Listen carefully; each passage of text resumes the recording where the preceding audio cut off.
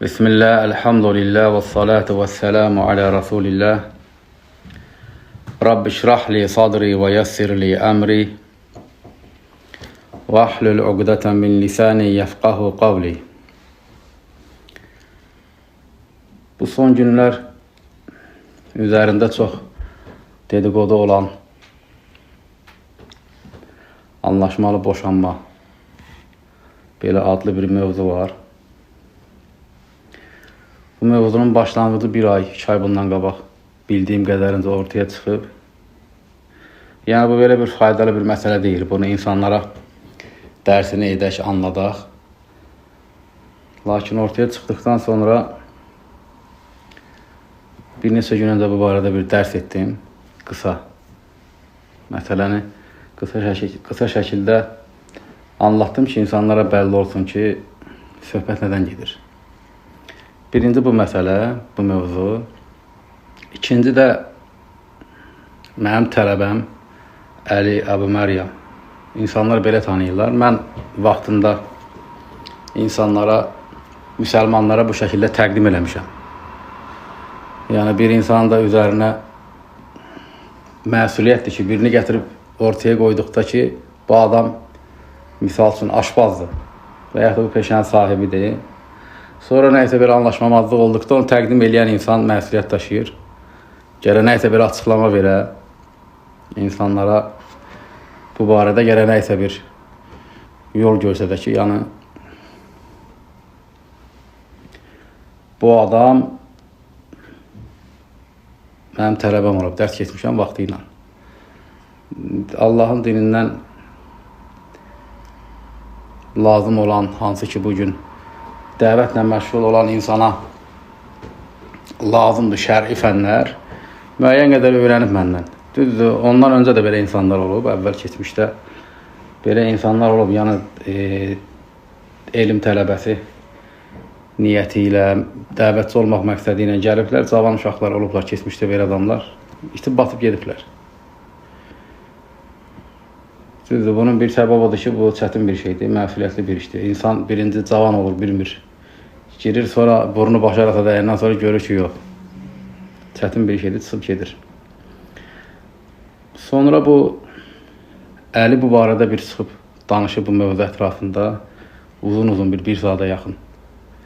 Yəni bunu anlatmağa cəhd edir ki, bu küfür deyil. Ancaq bir şeyi qabaqcadan deyim ki, mən bu adamla 2 dəfə bu mövzuda danışmışam. Demişəm belə müsəlmanların yanında, yəni anlatmağa çalışmışam. Birinci dəfə danışdıqda söhbətin şəkli müzakirə şəklində olub. Anlattım ki, belə deyil, bu belədir, ged bu dediyin ayətlərin təfsirlərinə bax bir də, görəcəksən ki, bunu təfsir imamlarından ümumiyyətcə alimlər bu barədə danışmayıblar. Bu sənin gəldiyin qənaətdir. Sonra üstündən bir ay sonra bir də danışmışam. Bu yaxınlarda bəlkə bir 5-10 gün bundan qabaq. Biraz başqa şəkildə, biraz münazirə şəklində, yarım saat, 1 saat belə anlatmışam ki, yəni bu sənin dediyin kimi deyil də, belə deyil. Mən dərs etdikdə bunu anlatdıqda kiməsə rəddiyə verməmişəm. Kimin sonra da adını çəkməmişəm. Ümumən məsələni anlatmışam ki, Türkiyədə belə bu fikirdə olan insanlar var, dəvətçilər var və Azərbaycanda da bu mövzu var. Mövzunun məğzini anlatmışam. İndi o insan da belə anlayıb ki, bu onlara aiddir, ona aiddir, çıxıb cavab verir. Çıxıb ancaq mən ona dərs keçəndə özü bilir. Mən ona ümumiyyətcə mən dərs keçdiyim, kiməsə öyrətdiyim insanları ictihad eləməyə dəvət eləmirəm. Çünki niyə? Özüm ictihad əhli deyiləm. Özüm bir şey bacarmıramsa, səni niyə onu verəm? Özüm bir şeyin əhli deyiləmsə, onu mən səni necə öyrədə bilərəm? Mənim dəvət etdiyim şey, öyrətdiyim şey təqliddir. Yəni, şər'i məsələlərdə istənilən fən, fiqh olsun, usul olsun, ərəb dilinin nahvəsi olsun, kitaba dönürsən, alimə dönürsən, onun şərsinə dönürsən, öyrənirsən. Ancaq bunun etdiyi, bu əlinin etdiyi ictihaddır. Özü belə qənaətə gəlib. Yəni, mən ona sual verdim ki, bunu hansı alim deyib? Heç kəs. Özün belə qənaətə gəlmirsən. Və sıravi bir tələbənin də belə işlərdə nəsə qənaətə gəlib, qənaətini də insanlara din kimi təqdim eləməsi şəriətlə yaxşı bir hal deyil. Və sonra demək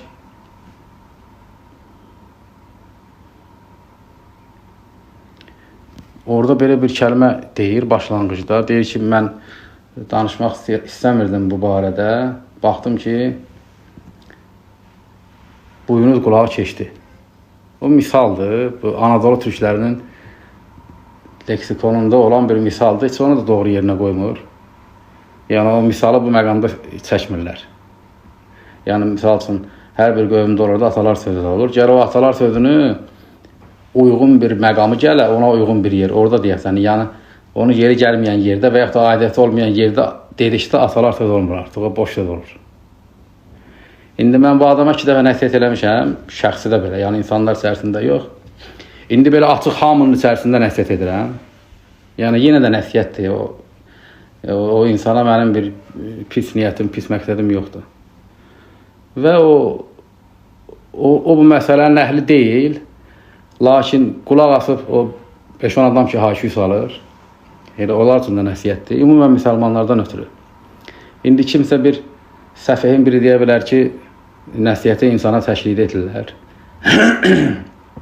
Düzdür, bir insan xəta etdikdə ona təşkildən nəsihət etmək sünnətdir. Əgər nəsihətdən nəticə çıxartmasa, bir ibrət almasa, davam etsə həmən o yanlışına, onda cəmaatın içərisində nəsihət edirlər. Bu da sünnətdir, həm də təzirdir. İslam fıkhında hədlərdən sonra gələn ikinci yüngül növ cəza babına və bu təzirət deyirlər. Təzirət yəni cəza. Türklərdə azarlama sözü var. Yəni bu həm nəsihətdir, həm də təzirdir ki, insana açıqda demişəm, gizlində demişəm, nəsihət eləmişəm. Nəticəsi nədir? Nəticəsi çıxıb belə, bilən, bilməyən, arvad kişi, hamısı girib bir-birinə. Baxırsan, cahil insandır, üzr istəyirəm, keşkənin arpasını belə bilmir, bir dənə söz düşüb ağızlarına, illət. Hansına da sual verirəm, illət sözünü Azərbaycan dilə tərcümə elə bilmir.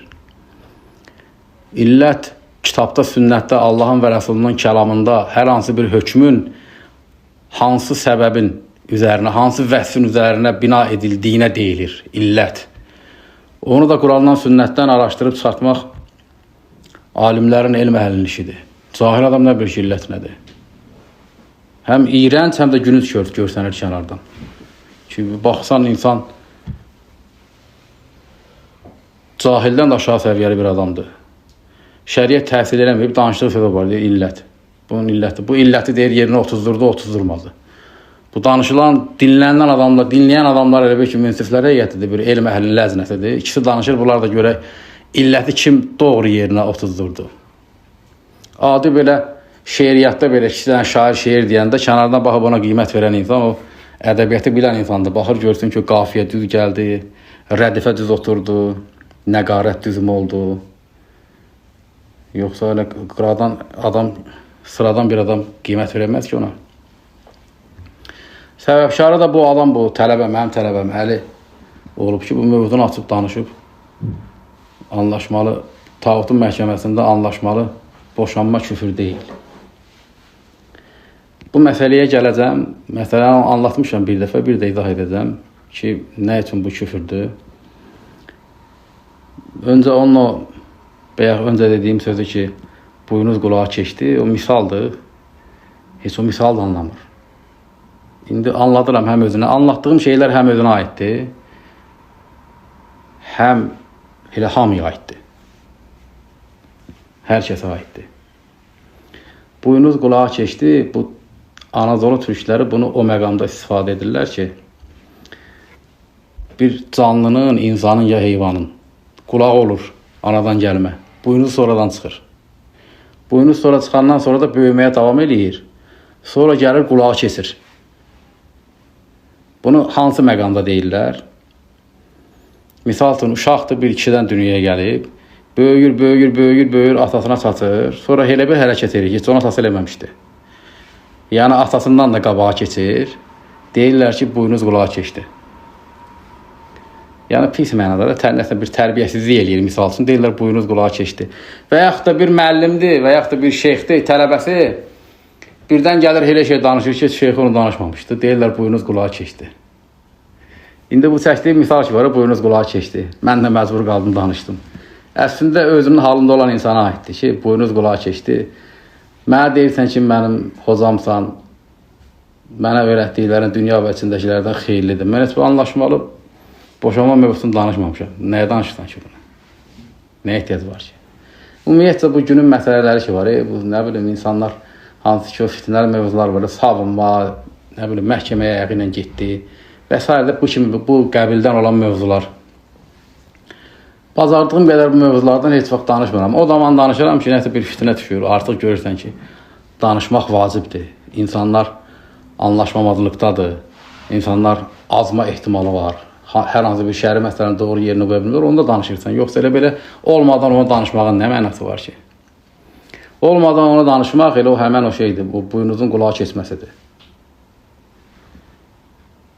İkinci, bu mənim tələbə dediyim adam, məndən dərs alan adam. Yəni mən ona dərs keçəndə, o anlatmışam da, özü bilir. Yaxından görən adamlar da deyir. Demişəm ki, böyük şeylərdən danışma, tələsmə. Sonra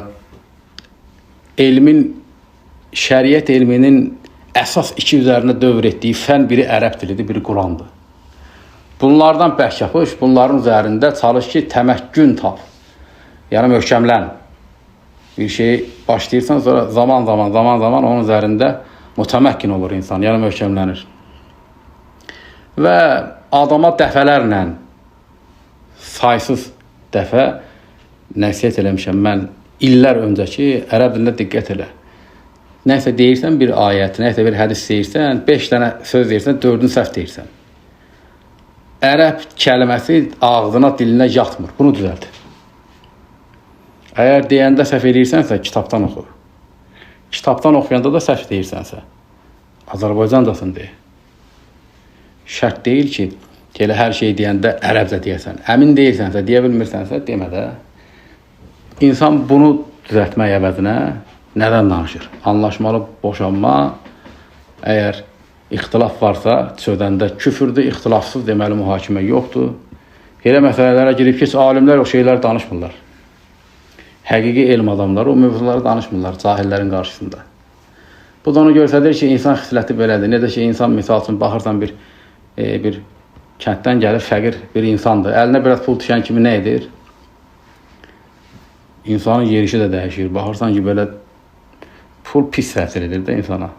Elm puldan daha pisdir. O mənada ki, insan biraz nəysə elmdən bir şey bilir, görürsən ki,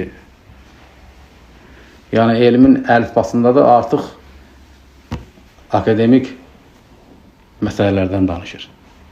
Nə qədər elm tələb eləyən insanlar görmüşəm, əksəriyyəti belə olub, aqibəti. İtiblər, batıblar, gediblər. Yəni insanlar İslam'a dəvət adı ilə gəliblər, giriblər bu dəvət sahətinə. Bir müddətdən sonra biri mahnı oxumaqdan gəlmişdi, meyxana deməkdən gəlmişdi, jurnalistikdən gəlmişdi, qayıdıb gedib ora. Biri nə bilim bir gün işitçi olub, sabah əşşarı olub, sonra matrıcı olub, nə bilim itib batıb gediblər. Tələbəm olub, mən dərs öyrətmişəm, hələm bu 50-dən də çox dərs öyrətmişəm, sonra görüb yox. Bunluq deyil, bura gedib indi haradasa bir yerdə məscid imamlıq edir. Qövmə xoş gələn dinlədi, ondan danışır. Ancaq yenə heç olmasa gedəndə gedib bir sakit durub, bir şey danışmayıb haqqımızda. Nəysə öyrənib dərs keçmişəm. Əqidə kitabları oxumuşuq, fiqh kitabları oxumuşam, hədis və s. usul öyrənib, indi gedib başqa şeyə xidmət edir. Səbəb odur ki, çətin yoldur bu yol. Yəni, hər insanın girib gedə biləcəyi yol deyil. Demək, indi bu əli də buna nəsiyyət elədiyimiz şey ibtidai şeydir ki, bunu düzəlt. Niyə? Çünki insanlar qulaq asır, dinləyir. İndi bu müsəlmanların içərisində ərəb dili bilən adam bir əlin 5 barmağa qədər sayılan mən tanımıram ərəb dili. Ancaq murciaların içərisində çoxdur. Başqa əqidə sahiblərinin içərisində çoxdur. Elə hamı şey deyil ki, yəni hamı ərəb dilindən cahil deyir ki, öyrənənlər də var da. Elə tək bir dənə biz öyrənmirik ki, başqaları da var. Xülasələr görürlər ki, ayəti deyir, səhv deyir. Hədisi deyir, səhv deyir. Bu da doğru bir şey deyil və insan gərək sənin yanlışın budursa onu düzəlt. Yoxsa sən o hansı ki o ibtidai bir elm tələbəsinə vacib olan bir şeydir ki, onu düzəldəsən, onu buraxmısan, gedib hansı məsələlərdən danışırsan. 1-2 il bundan qabağa qədər yanımda olanda deyirdim ki, bu səhvdir, bunu eləmə, onu yəni ədalətlə deyim ki, qulaq asırdı, deyirdim bunu düzəlt, onu düzəlt. Bu məsələlərdən danışma. Çətin mövzulardan ona bir sual verəndə deyirdi ki, məndən soruşmayın, hocadan soruşun, gözəl əxlaqdır bu. Ancaq indi bir il, 2 il aralı düşüb tək qalıb, yanında deyən yoxdur, yanında da 5-10 dənə nədənsə kinli qalmış adamlar, bu küçə dili ilə desən, abi kinli qalmış adamlar. Qaz verirlər, bu da onların qazına gedib deyir ki, bitdi. Bütün məsələlərdən danışa bilərəm. Danışa bilməzsən bütün məsələlərdən. Həmişə nəsihət eləmişəm ki, nəvəzilə qarışma. Nəvəzil nəzilə sözünün cəmidir. Nəvəzil yəni hansı ki o məsələ ki, çıxır ilk ortaya müasir, hansı ki olmayıb əvvəl, elə məsələlərdən tələsib danışmaq elm tələbəsi üçün nöqsandır. Çünki deyən gör bir, nə olacaq axırı, nə deyirlər bu barədə, səndən daha elmli olanlar. Dərhal onu danışırsansa, o yanlış eləyirsən, olmaz. Bu da eləyib bu şeyləri, bu adam özünə düşən ərəb dili, hansı ki bütün şəriət onun üzərində dövr edir. Danışığını, dilini düzəltməkdən, anlaşmalı boşanma, nə bilim, çətin məsələlər. Bir 5-10 dənə də murciə tələbəsinə Həzminin kitablarından oxuyub, cəhalət mövzusunda rəddiyə verib, insanlar deyiblər, maşallah bitdi da, bilirsən ki, qutardı mən elə. Hər məsələyə rəddiyə verə bilərəm, hər işdən danışa bilərəm. Ancaq həqiqət elə deyil. Bilən insanlar, ərəb dilini anlayan insanlar, danışdığı xütbəyə, dərsə, mövzuya girib baxsan, görəcəksən ki, 15-20 dəqiqanın içərisində bir 4 dənə, 5 dənə ayət deyirsə, hamısı səhvdir. Və ayıb odur. Niyə indi cəmaatın içərisində nəsihət edirəm? Çünki təklikdə nəsihət eləmişəm. Sonra məsələnin özünə gəldikdə, mövzunun özünə gəldikdə 56 dəqiqə anlatmağa çalışır ki, orada hər bənd mənim danışdığım şeylərə rəddiyə verir. Görən bu səhvdir, bu belədir, bu belədir, bu elədir. Və danışdığı şeyin içərisində elə bir şeyə yol verir ki, o baxan insanlar da cahil insanlar, baxırlar, anlamırlar. Baxırlar, əl çalırlar ki, sağ ol. Dəhşət sən bu məsələnin yerinə qoydun, oturdurdun. Ancaq kör adamın, cahil adamın biri bir diqqət edib etmiş ki, bu nə danışır burada? Niyə? Çünki o cahil insanlardılar. Deməli, anlatmaq istəyir ki,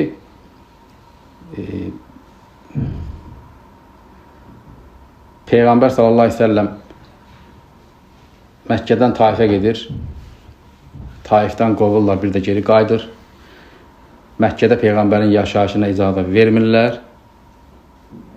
Və Mut'im bin Adi adında birisi gəlir Peyğəmbərə Darul Nədəvədə kəfil durur ki, Məkkədə girib yaşasın. Bunu mən dərsdə anlatdıqda mövzunu deyirəm ki, bu qeydiyyatdır da. Qeydiyyatla bunlar deyirlər, axı, bəs tağutun məhkəməsində boşanma küfürdürsə, bəs zaks niyə küfür deyil? Vətəndaşlıq vəsiqəsi niyə küfür deyil? Anladıram ki, Peyğəmbər bunu edib, bu işi görüb Peyğəmbər. Demək ki, halaldır. İndi buna görə rəddiyə verir ki, bu bizim özümüzün lehimizə hüccətdir, sizin əleyhinizə hüccətdir. Nə danışır? Peyğəmbər sallallahu aleyhi ve sellem iftira edir. Bilərəkdən, bilməyərəkdən. Bir şey deyim, məsələ aydın olsun deyə dinləyən adama. Peyğəmbərlikdən öncə 2 hadisə baş verib. Peyğəmbər sallallahu aleyhi ve sellemin Peyğəmbərliyindən öncə Məkkədə, Qureyşdə 2 hadisə baş verib. Bu hadisənin biri Peyğəmbər sallallahu aleyhi ve sellem Hicrətdən 33 il öncə, Hicrət 622-ci ildə baş verib. Hicrətdən 33 il öncə, milad təqvimi ilə 591-ci ildə. Peyğəmbər sallallahu aleyhi ve sellemin 21 yaşı olanda. Hadisə Zülqədə ayında baş verib. Məkkədə 5 əşirətdən olan hörmətli insanlar yığışıblar bir yerə. Öz aralarında belə bir əhdləşmə ediblər ki, Məkkədə bir kəsə zülm edilsə, biz o zülmü dəf edək. Zalimin qarşısında dayanaq, məzlumun haqqını zalimdən alaq, verək məzluma. Və bu da niyə baş vermişdi? Orada bəzi hadisələr baş vermişdi. Həccə gələn birisinin qızını bir əlinə almışdı. Birisi gəlib Məkkənin bazarında ticarət edib, mal satmışdı. Malı alıb pulunu verməmişdilər. Bunlar da narahat oldular bu insanlar ki, bəs bizim haqqımızda pis danışacaqlar da Məkkəlilər haqqında. Biz nəysə bir şey quraq, bir qrup. Bu işlərin qarşısını alaq. Buna Sirə kitablarında Hilful Fudul hadisəsi deyilir. Hilf, əhdləşmə deməkdir, hilf. Əl-Fudul, yəni fəzilətli insanların sözləşməsi. Peyğəmbər sallallahu aleyhi ve sellem də həmən hilfdə olub. Həmən o hilf ki var. Peyğəmbər də orada olub, 21 yaşında və əmsi Abbas, Həmzə də orada olub. Yəni, məqsədləri zülmü dəf etmək idi. Buna deyilir Hilful Fudul və yaxud da Hilfut Tayyibin də deyirlər. Yəni, belə yaxşı insanların əhdləşməsi. Peyğəmbər sallallahu aleyhi ve sellem də orada olub. Buna deyilir Hilful Fudul. Bu bir hadisədir. Peyğəmbər sallallahu aleyhi ve sellemin 21 yaşı olanda baş verib. İslamda Peyğəmbərlikdən sonra Peyğəmbər sallallahu aleyhi ve sellem bunu xatırladıqda bu Hilful Fudulu deyib ki, وَلَوْ دُعِيتُ بِهِ فِي الْإِسْلَامِ لَأَجَبْتُ. İndi də mən İslamdayam, yəni bu din üzrəyəm, bu risalət üzrəyəm. Məni yenə elə bir hilfət dəvət etsələr, yenə gedib bura qoşularam. Yəni Peyğəmbər, İslam da bunu təsdiq edir, bunun mənası budur. Bunu qoy bir kənara, bu hadisəni anladınız. Və ikinci hadisə, Peyğəmbər sallallahu aleyhi ve sellemin Peyğəmbərliyindən öncə, hətta dünyaya gəlməmişdən öncə, deməli, milad təqvimi ilə 460-cı ildə, Peyğəmbər sallallahu aleyhi ve sellem 570-də doğulub. Allah Rəsulunun doğumundan 110 il öncə, Peyğəmbər sallallahu aleyhi ve sellem dünyaya gəlməmişdən 110 il öncə, 460-cı ildə, Peyğəmbər sallallahu aleyhi ve sellemin 4-cü babası, yəni oğlu babası, Qusay bin Kiləb, Məkkənin əmiri idi. Kəbənin yaxınlığında qapısı Kəbəyə açılan bir evi, bir idarə etdi, bir məclis etdi və hər qəbilədən orada bir insan oturdu, üyə kimi, təmsilçi kimi, müasir termindən desən, deputat kimi. Və dedilər ki, Məkkədə qanunlar çıxanda bunlar səs versin, çıxarsın, kimsə cəzalananda burada qanun çıxsın. Məkkənin işləri, həcc iş, ticarət işi, yəni buradan idarə olunsun və həmən o yerə də ərəblər Darul Nədəvə dedi. Darul Nədəvə. Dar evdə, Nədəvədə iclas, məclis evi. Və Peyğəmbər sallallahu aleyhi ve sellemə peyğəmbərlik verildikdə, Peyğəmbər sallallahu aleyhi ve sellem Məkkəliləri Qureyşi tövhidə dəvət edikdə, o Darul Nədəvə Peyğəmbər sallallahu aleyhi ve sellemin düşmən tərəfi oldu. Və o Məkkədəki sahabələrə zülm edilir, müsəlmanlarla ticarət qadağan edilir, müsəlmanlar aclıq dövrü yaşayır, dözməyənlər Həbəşistana hicrət edir. Bunun hamısı nədən? Darul Nədəvə idi. Darul Nədəvə bu işi görürdü. Və Peyğəmbər sallallahu aleyhi ve sellem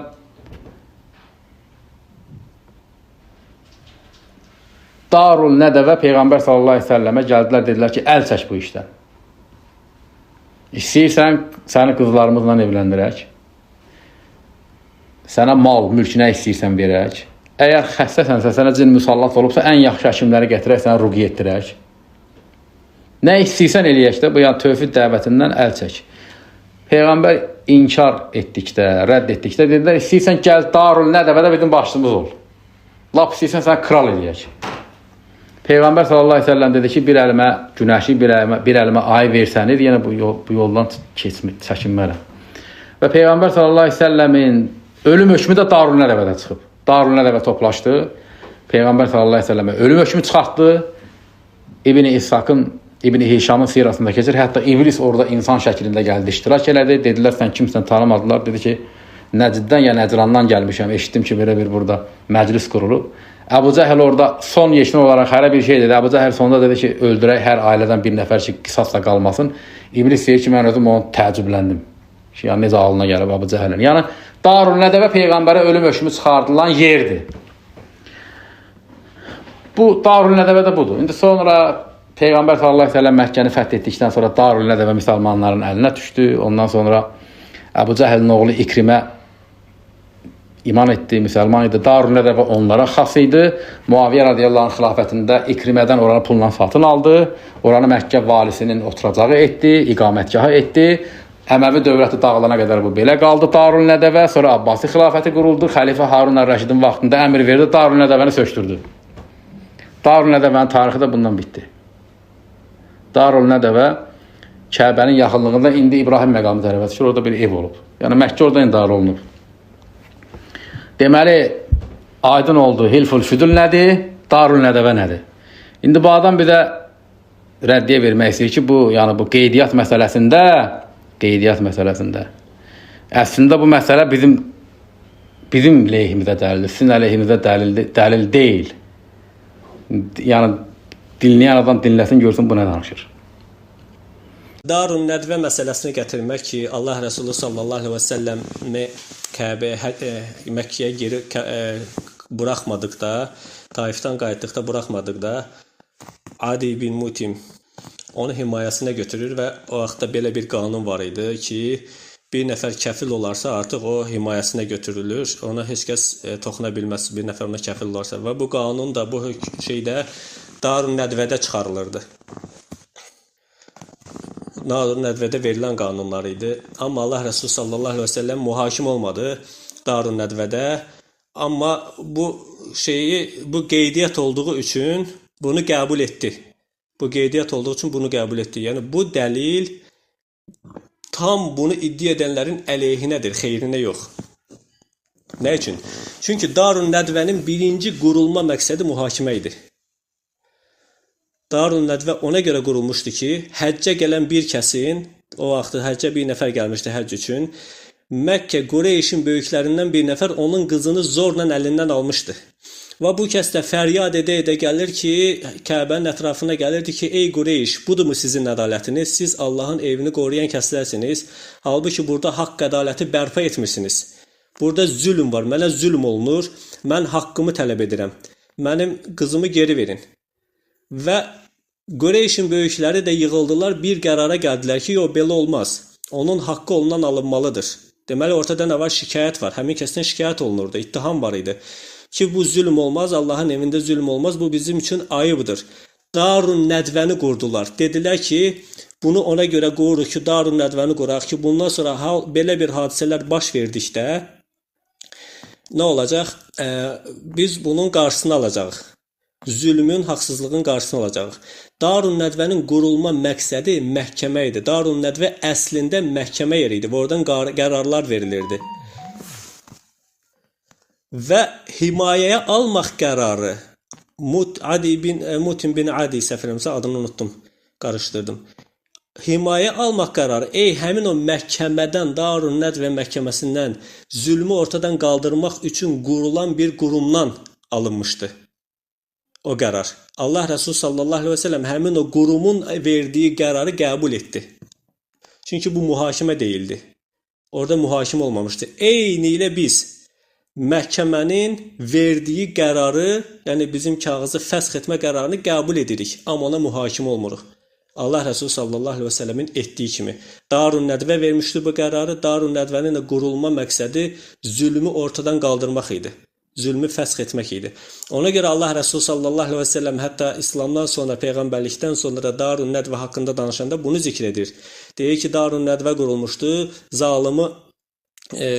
zalimin zülmünü dəf etmək üçün falan və arxasında deyir ki, əgər indi ora çağırılsam, indi də gedərdim.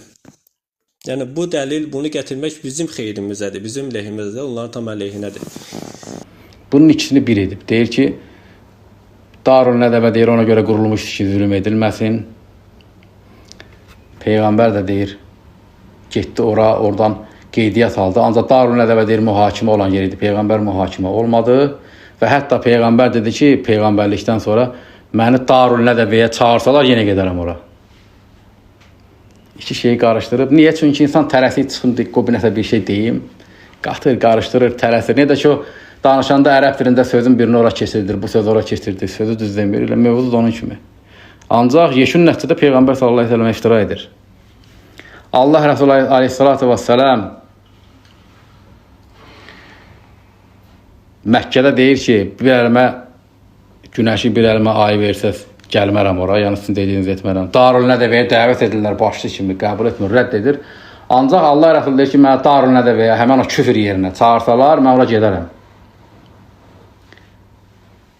Yəni əslində bundan tövbə eləmək gərəkir ki, Peyğəmbərin adından danışırsan, bilərəkdən danışmısan ya bilməyərəkdən danışmısan, fərqi yoxdur. Sənə qulaq asan insan inanır ki, Peyğəmbər Darül Nədəvəyə deyib ki, yaxşı yerdə ora getmək istəyib. İftira edirsən Peyğəmbər haqqında. Peyğəmbər sallallahu əleyhi və səlləmin haqqında danışanda səhabələr Allah Rəsulunun bir sözünü deyirlər, hətta düşünürdülər ki, birdən nəysə bir hərfi səhv deyərəm. Hədisi bitirdikdə, misal üçün Ənəs bin Məlik deyir ki, "Əv kəmə qal." Yəni mən dedim Peyğəmbərdən belə eşitmişəm, ancaq yəni səhv eləyə bilərəm də. "Əv kəmə qal", yəni və yaxud da o necə deyibsə elə. Yəni öz məsuliyyətdən öz çıxmaqdan ötürü. Tabaqatul Hanabilədə keçir. Məymuni deyir ki, Su'lə Əhməd ibn Həmbəl ən hərfin min qaribil hədis. Əhməd ibn Həmbəl Əhl-i və Cəmaatın imamı hədisdə olan qarib barəsində həmin o qaribdəki bir hərf barəsində sual edildi. Qarib nə deməkdir? Hədis elmində bəzən hədisdə Peyğəmbər sallallahu əleyhi və səlləm elə bir söz deyir ki, o sözü tapa bilmirlər bunun mənası nədir. Elə bir sözdür ki, qarib adından da bilinir də qərib, yəni qəribə. Bu nə sözdür? O özü bir fəndir. Qaribul hədis bir elmdir, onun kitabları var. Yəni o sözün əslində mənası ərəb dilində bəllidir. Lakin ərəblər onu elə bir yerdə işlədirlər ki, heç əlaqəsi olmayan bir mənada. Peyğəmbərin hədislərində də belə sözlər var. Həmən sözlərə qaraibul hədis, hədisdəki qaraib, yəni qəribə sözlər. Əhməd ibn Həmbələ sual verirlər Peyğəmbərin hədisi barəsində və hədisdə olan bir qarib sözün bir hərfi barəsində. Ki bu hərf burada hədimi yoxsa bədimi, misal üçün bir hərf barəsində soruşurlar. Cavab verir ki, Səlu əshabəl qarib. Gedin qarib əhlinə sual verin. Yəni bu qarib elmini bilənlərdən soruşun. Həmən bu sözün qəribə sözlərin mənasını bilən alimlərdən soruşun. Fə inni əkrahu ən ətəkəlləmə fi qovli Rasulillah sallallahu aleyhi ve sellem bizzanni fəsəuxti. Mən qorxuram Peyğəmbərin sözü barəsində. Zənnimdən birdən deyərəm, bu hərf burada yox, buradadır. Xəta edərəm. Yəni gedin o işin əhlindən soruşun. Bu adam hərif söz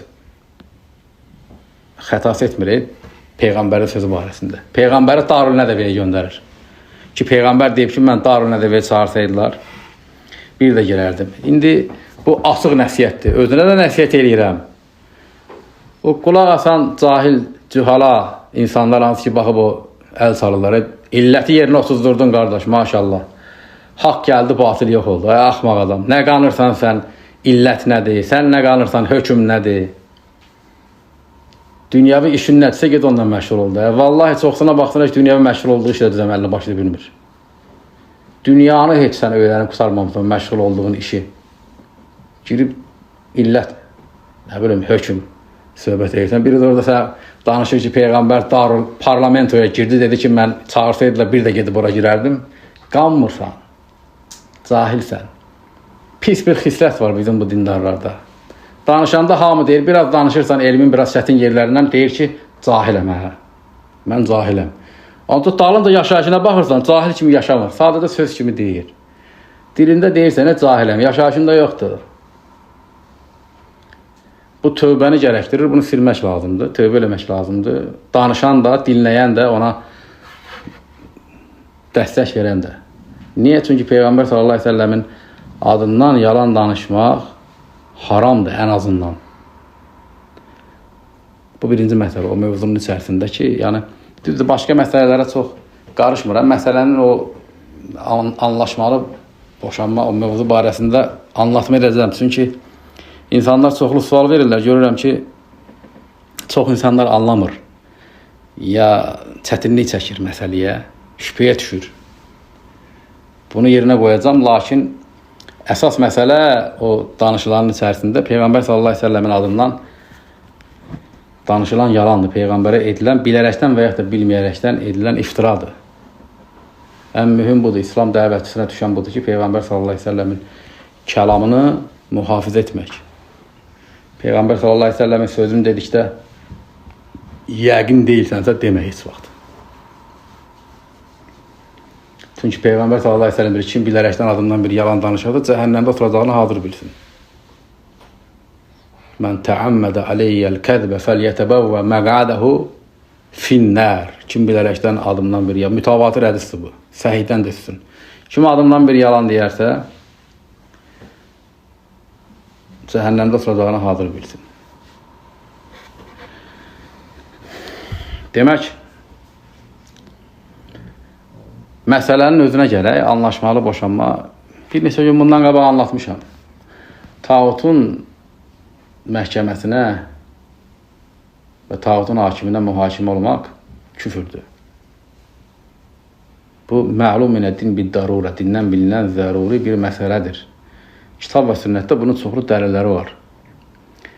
İbadətdə Allahı birləmək, bunun içərisində həmçinin itaətdə Allahı birləmək də daxildir. İtaətdə Allahı birləmək, Allahı təşrih haqqında birləmək, yəni qanun qoymaq Allaha aiddir və halal-haram yetkisi Allaha aiddir. İnsan bir müsəlman yaşayışında necə ki Allah subhanahu wa ta'ala nusukda birləyir, ibadətdə, duada, səcdədə və s. Eynən bunun kimi Allah subhanahu wa ta'lanın hökmdə də birləmək tövhiddir və tövhidin ayrılmaz hissəsidir bu. Və şəriətdən başqa bir şeydə mühakimə olmaq kitab və sünnətdə böyük şirk və böyük küfürdür. Demək, bu mövzuda bu mənim tələbəmin əlinin və ona aldanan insanlar, bilməyərəkdən aldanan və yaxud elə aldanmaq istəyən adamlar məsələnin kökünü aparıb bağlayırlar. Deyirlər ki, bütün mövzunun üzərinə dövr etdiyi şey ondan ibarətdir ki, Allah öz kitabında bəyan edib ki, nədəsə ixtilaf etsəniz, Allah və Rəsuluna dönün. Nədəsə ixtilaf etsəniz, Allah və Rəsuluna dönün. Demək,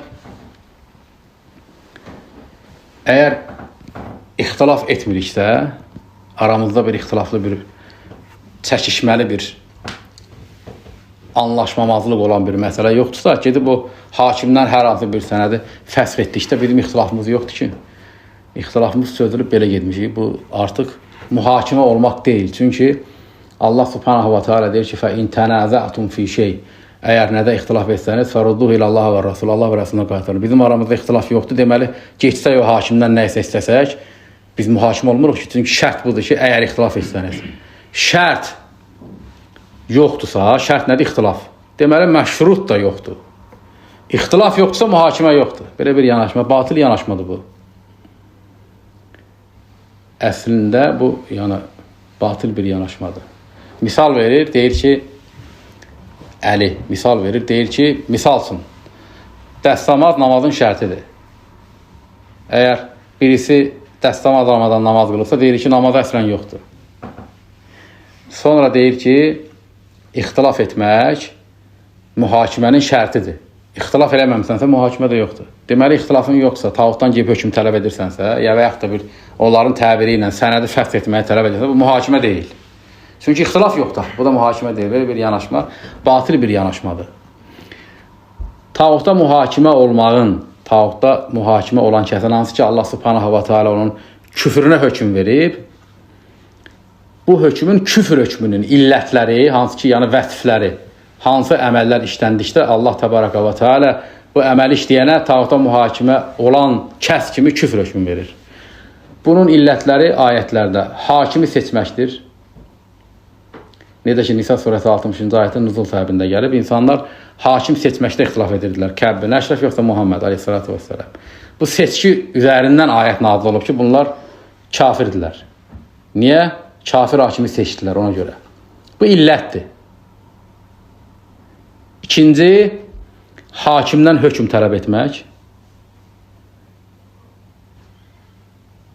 Üçüncü, həmən hökmü qəbul etmək.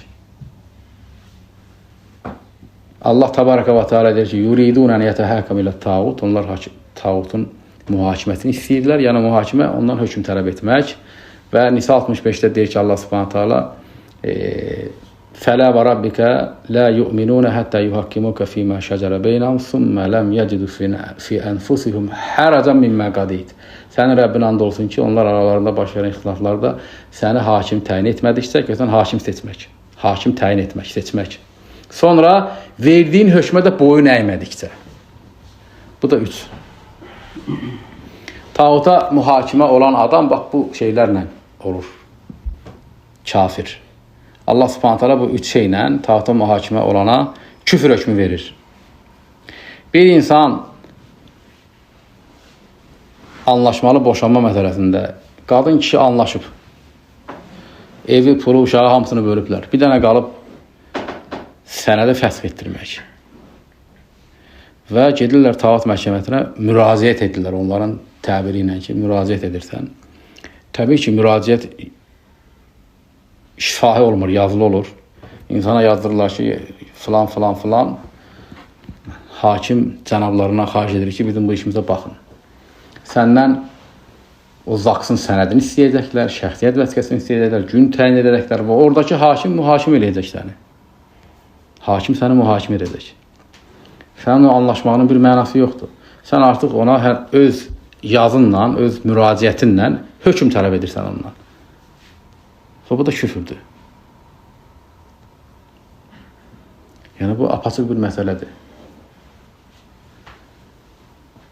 Demək, o şərtə gəldikdə ki, Allah Subhanahu taala deyir ki, "Fə in tənaza'tum fi şey'in" də ixtilaf etsəniz və yaxud da Allah Subhanahu taala deyir ki, "Və ma ixtilaftum fihi min şey fa hukmu ila Allah" nə də ixtilaf etsəniz hökmü Allahadır. Və yaxud da Nisa 65-də deyir ki, "Fīmə şəcərə beynəhum" aralarında baş verən ixtilaflarda başqa dəlillər də var. Allah Subhanahu va Taala ixtilafsız deyir ki, hökmdə Allaha birliyin. Ələ ləhul xalqu vəl əmr. Əmr etmək də, xalq etmək də ona aiddir. Və yaxud da inil hukmu illə lillah. Hökm yalnız Allaha məxsusdur. Əmrə ən la ta'budu illə iyyə. Əmr etmişdir, yalnız özünə ibadət edilsin. İxtilafdan söhbət gedir bu kimi ayətlərdə. Yox, hökmdə Allahı birləməkdən gedir. Yəni, ixtilaf da etsən, ixtilaf etməsən də belə hökm tələb etməyə Allah Subhanahu va Taala küfür hökmü verib. Əgər desən ki, ixtilaf eləmək mühakimənin şərtidir, ixtilaf eləmədən də mühakimə olmaq olur. Əgər deyirsən ki, dəstəmaz namazın şərtidir, dəstəmaz yoxdursa namaz yoxdur, ixtilaf yoxdursa mühakimə yoxdur, yanlışdır bu. Quran və sünnətdə o qədər küfr əməlləri var ki, Allah Subhanahu va Taala onları hər hansı bir qeydlərlə qeydləyib və yaxud da şərtlərlə şərtləndirib. Ancaq o feili işləyəndə onun şərtləri önəmli deyil. Allahdan qeyrisinə bir insan çevirsə, böyük şirk, böyük küfr etmiş olur. Misal üçün, bir insan Allaha ibadət edir, 2 rükət namaz qılır. Namazından sonra, namazı qıldıqdan sonra sənə bəlli olsa ki, bu namaz qılanın dəstəmazı yoxdur. Həmən o namaz qılan namazın hökmü nə olur? Batıl olur. Niyə? Çünki dəstəmaz namazın şərtidir. Ancaq o namaz qılan adam 2 rükət. O 2 rükət namazı Allah yox, Peyğəmbərə qılsa, gedib bir bütün qabanda deyənəm 2 rükət namaz qılsa, bütə səcdə etsə, rükü etsə, namazı bitirdikdən sonra desə ki, dəstəmazım yox idi. Həmən bu əlinin qaydası ilə gələ buna deyəsən ki, sən müşrik deyilsən. Çünki dəstəmazın yox idi. Niyə? Çünki dəstəmaz ibadətin şərtidir. Bu da Allahdan qeyrisinə rükü səcdə edib, lakin dəstəmazı yox idi. Ağıl qəbul edir bunu. Niyə? Çünki bu Allah təbaraka və teala rükunu, səcdəni ibadət adlandırır və özünə edilməsini əmr edib. Və la təscudu liş-şəmsi və la lil-qamari vəscudu lillahi-ləzi xalaqahun. Günəşə, aya səcdə etməyin, o ikisini xəlq edən Allaha səcdə edin. Allahdan başqasına səcdə edən insanın dəstəmaz şərti, 2 rükət namaz qılan dəstəmaz şərti yoxdursa, o demək deyil ki, o şirk eləmədi. Niyə? Çünki şəriət onun o əməli ki var, o rükusu səcdəsi Allaha edilməsini əmr edir, başqasına edir. Və yaxud da Allah Subhanahu va Taala özünə dua edilməsini əmr edir. Və qalə rabbukum ud'uni, Rəbbiniz dedi ki, yalnız mənə dua edin. Dua ibadətdir. Dua muxul ibadə. Peyğəmbər sallallahu əleyhi və səlləm ki, dua ibadətin özüdür. Əslidir. Bir insan Allaha dua edir. Allahdan qeyrisinə dua etdikdə deyirik ki, şirk edir. Allah Subhanahu va Taala Ərəf surəsində deyir ki, ud'u rabbakum tadarruan və xufyatan İnnehu la yuhibbul mu'tedin. Rəbbinizə zillət halında, təzərruan deməkdir. Yəni, zəlil vəziyyətdə və gizlincə dua edin. Allah həddəşanları sevir. İndi bunların yanaşması ilə burada bu tədərruan, xufyətən hal bildirir. Yəni, bu halda şərtdir. Bu halda etkinən. İndi birisi Allahdan qeyrisinə dua edir, şirk edir. Həmən bunların məntiqi ilə adama deyilir ki, bu əgər baxaq görək, bu 2 dənə şərt yoxdursa, bütə dua etdikdə təzəllülən və gizlincə etməyibsə şirk deyil. Çünki bunun 2 dənə şərti var. Bu olmayanda dua da dua deyil. Dua da dua deyilsə demək adam şirk eləməyib. Onun üçün bu şərti, hökmü, tağuta mühakimə olanın küfr hökmünü illətlərinin üzərində yox, şərtinin üzərində qoyduqda ortaya batıl nəticə çıxır. Allah subhanahu wa ta'ala tağutdan hökm tələb edəni təkfir edib. Yuridun an yatahakamu ila tağut və qad umiru an yakfuru bih. Onlar tağutdan hökm istəyirlər. Ancaq onlara əmr edilmişdir ki, ona küfr etsinlər. Hökm tələb etmək nədir? Həmən o sənədin fəsx edilməsini hakimdən tələb etmək, hökm tələb etməkdir. Niyə? Çünki bu hadisə, bu iş mühakimə vasitəsilə həll olur. Mühakimələşdikdən sonra fəsx edilir sənəd.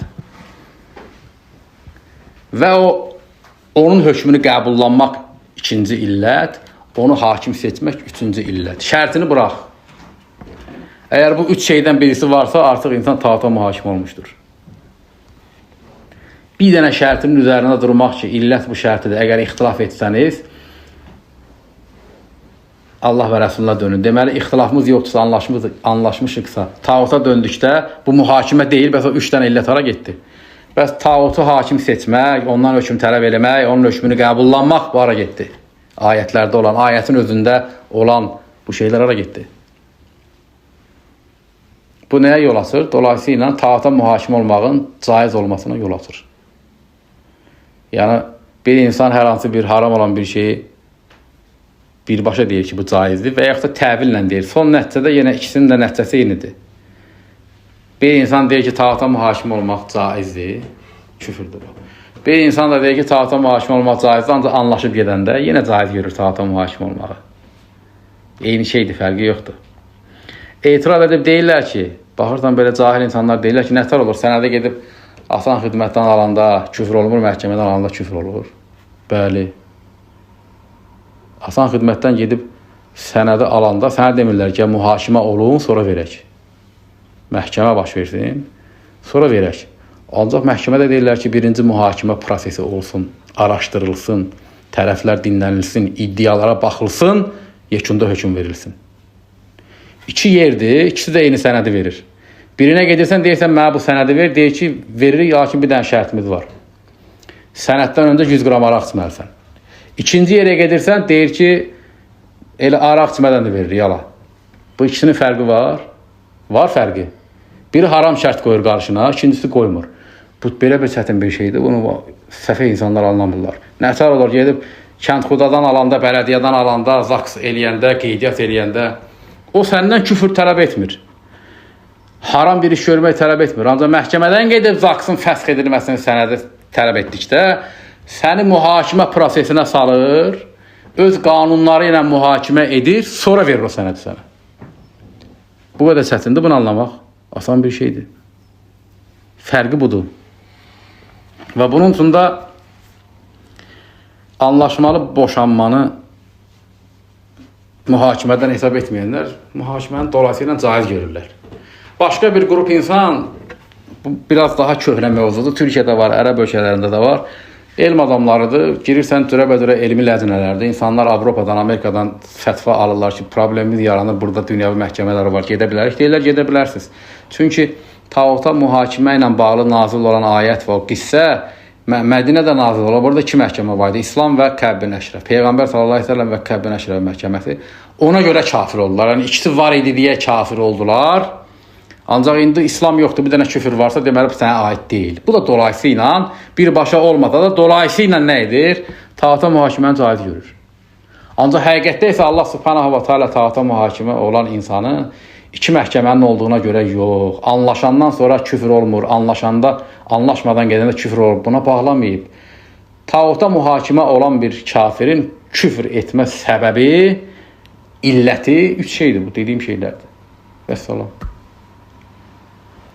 İki məhkəmənin varlığı, yoxluğu, ixtilaf edib getdik, ittifaq edib getdik. Buna bağlı deyil. Allah subhanahu wa ta'ala hakim seçənləri təşkil edib.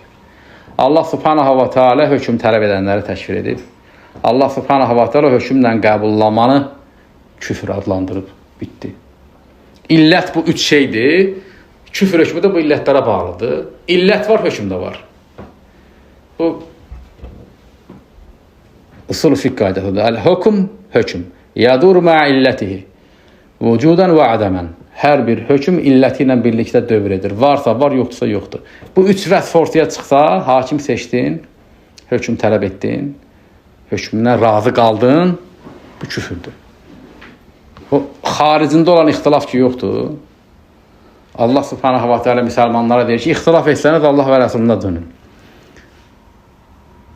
Bundan məfhumul müxalif qaydasına nəticə çıxardırsan ki, ixtilaf eləməsək demək ki, küfür olmur.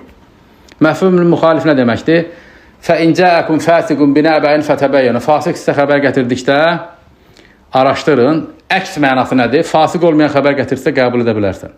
Yəni hər hansı bir kəlamdan, Allah və Rəsulunun kəlamından əks məna çıxartmaq. Bu usul fiqh elmində hökm çıxartmağın bir ictihadın bir vəsiləsidir.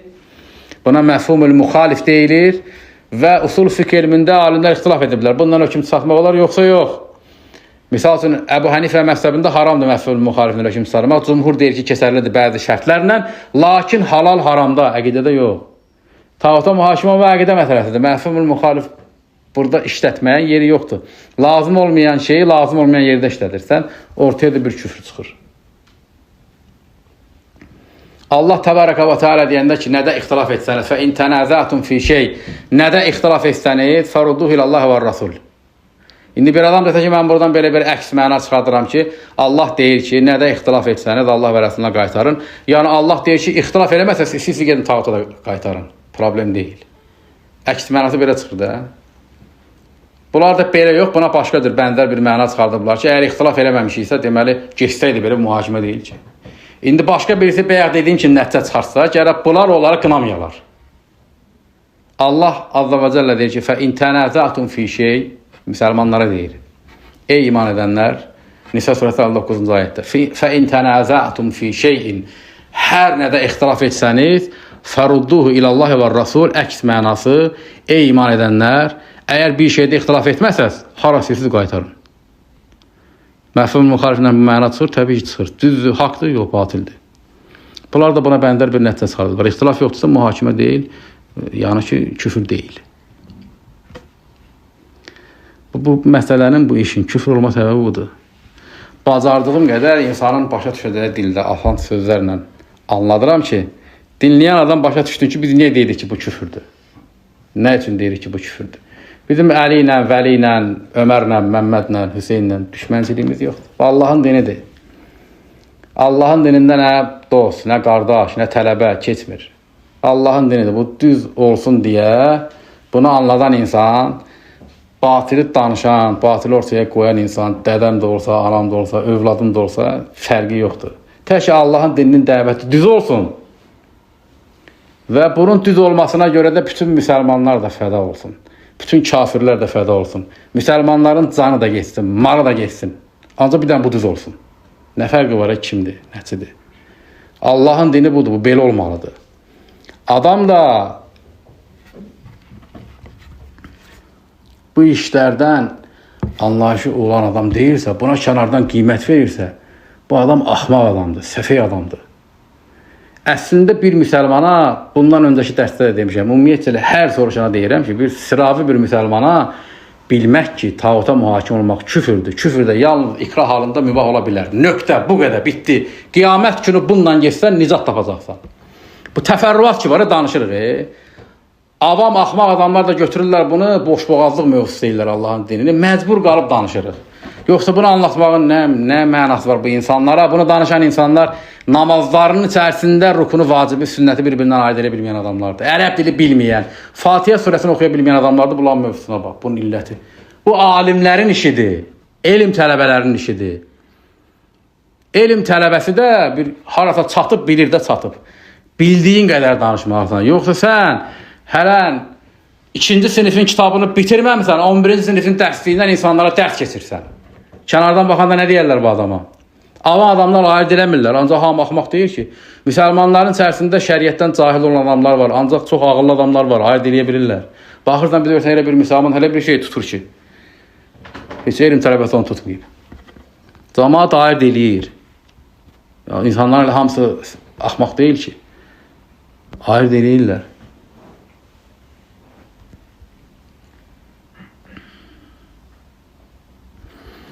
Bu mövzu nəsihətdir. Həm müsəlmanlara faydalansınlar, həm azan insanlara, həm o başından böyük danışan bu məsələlər, bu işin əhli olmayıb, boşboğazlıq edirlər, buna, bu buna, hamısına aiddir. Nəsihəti qəbul edirlər, etmirlər, öz işlərdir. Mənim üzərimə düşəndir ki, çatdırmaq. Və həmsinin əlinin özünə nəsihətdir. 2 dəfə ona təklikdə nəsihət elədim, bir nəticə çıxartmadı. İndi hamının içərisində nəsihət edirəm. Hamının içərisində deyirəm. Bu aşağılama da deyil. Ki, yəni, sən səhv yoldasan. Sən elə şeylər var ki, onları özlərinə düzəltməkdən hansı mövzulardan danışırsan. Və insanlara da deyirsən ki, bu indi dünən bir gün eşidirəm, sual verirlər mənə. Deyir ki, mən deyirəm ki, anlaşmalı boşanma küfür deyil, bəli. Ancaq mən kimə demişəm ki, get tağutun məhkəməsində anlaşmalı boşanmanı et. Heç kimə belə bir söz deməmişəm. Yəni, özünə bəraət qazandırmaqdan ötürü təbii ki, bunu deyir. Ancaq bunun bir mənası yoxdur axı. Sən bir şeyə halal deyəndən sonra fərqi var ki, məsələn, deyirsən, ged onu elə ya eləmə. Misal üçün, bir insan çıxır deyir ki, içki də, donuz əti də halaldır. Allah haram edib. Sonra deyirsən ki, niyə belə deyirsən, bu haramdır. Allah bunu haram edib. Niyə buna halal deyirsən? Deyir, bəli, mən halal deyirəm, ancaq heç kim indiyə qədər deməmişəm ki, yiyin ya için. Bunun bir mənası var. Sən buna halal deyəndən sonra buna insanları deyilən ki, bunu yiyin, için ya demə, nə mənası var ki? Sən deyirsən, tağutun məhkəməsində anlaşmalı boşanma halaldır. Sonra deyirsən, mən heç kimə deməmişəm, ged ora. Nə mənası var ki, bunun halal deyəndən sonra? Mən əlinin özünə sual verdim. Dedim ki, tağutun məhkəməsində anlaşmalı boşanma küfürdür. Dedi, yox, küfür deyil. Yəqinəm ki, küfür deyil. Dedim, yaxşı, küfürdən aşağı mərtəbə ilə gəldikdə, küfürdən aşağı olan hökm haramdır. Haramdan aşağı olan hökm məkruhdur. Məkruhdan da aşağı olan hökm halaldır. Halaldan aşağı hökm yoxdur. İndi, əgər tağutun məhkəməsində anlaşıb gedib sənədi fəxr etdirmək küfür deyilsə, bəs qaldı 3 dənə hökm. Haram, məkruh, halal. Hansıdır? Dedi, halaldır. Dedi ki, halaldır.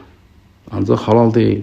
Tağutun məhkəməsindən anlaşsan da, anlaşmasan da sənədi fəsx eləmək və yaxud da sənədin nə bilim, nə eləyirsən elə, bu hökm mühakimə vasitəsilə baş verir də, küfürdür. Və sual verirəm, deyirəm ki, bu işdə imamın kimdir? Niyə? Çünki yəni sən tələbəsən də, sən ictihad eləyə bilməzsən. Ancaq əslində ictihad eləyib öz aləmində. Sən ictihad eləyə bilməzsən. Yəni, hansı alim deyib bunu?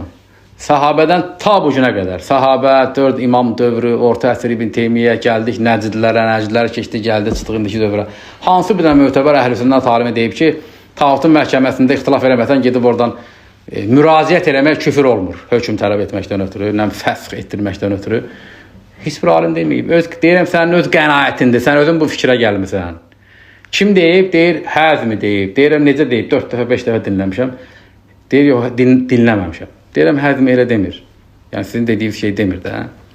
İndi də həzminin sözünü götürüb özlərinə şüar ediblər, kəsiblər həzmi.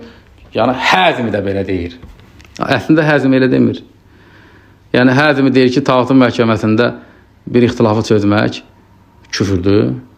Məğzin deyirəm. Lakin tağutun məhkəməsində elə sənədlər var ki, məhkəmə verir. məhkəmədən gedib o sənədləri almaq, o sənəd almaq haramdır.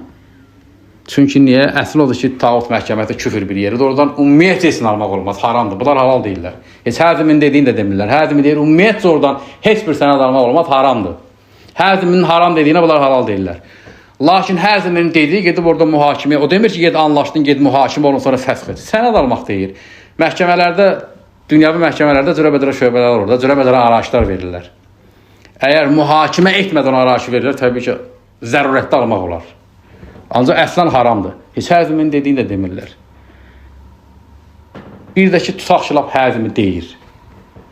Demir, tutaq ki, deyir. Həzimi tövhid alimidir, belə tanıyırıq. Böyük alimdir, alləmədir. Tövhidə dəvət etdiyinə görə həbs edilib Suud dövlətində. Allah subhanahu wa ta'ala qapısını açsın. Tövhid imam kimi tanıyırıq da, yəni tövhiddən danışır. Ancaq həzim misal üçün deyir ki, namazı İslam əlaməti kimi qəbul etməyənlər zındıqlardır. Düz deyir, yox, səhv deyir. Var əhl-i sünnət alimləri 4 məzhəb fıkhında ixtilaf ediblər. Darül küfrdə namaz İslam əlaməti kimi kifayətdir insana İslam hökm vermək yoxsa yox. Şafii məzhəbində var ki, deyil. Hənəfilər deyirlər cəmaət şəklində hökm vermək olar, cəmaət namazı qılırlarsa təşk qıldıqda olmaz. İmam Əhməd deyir ki, olar. Fıkhı bir məsələdir. Buna görə adama zındıq demək olar, olmaz. Həzim bunu da deyir, gedin qəbul eləyin.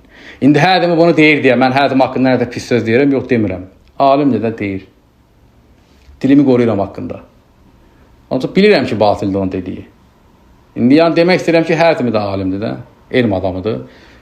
İsabət edə bilər, xəta edə bilər.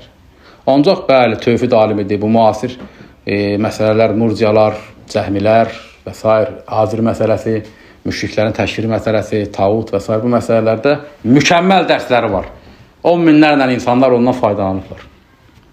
Bu da onun fəzilətidir. Bunu da yerinə qoyuruq. Ancaq həzimi bilənlər bilirlər 2012-2013-cü ilində tövhid Ərəb Baharı ki, oldu Ərəb ölkələrində. O inqilablardan sonra çıxdı ortaya, bu əqidən anlattı. Ancaq həzimi çıxana qədər alim deyildi. Bu məsələləri anladığına qədər alim idi.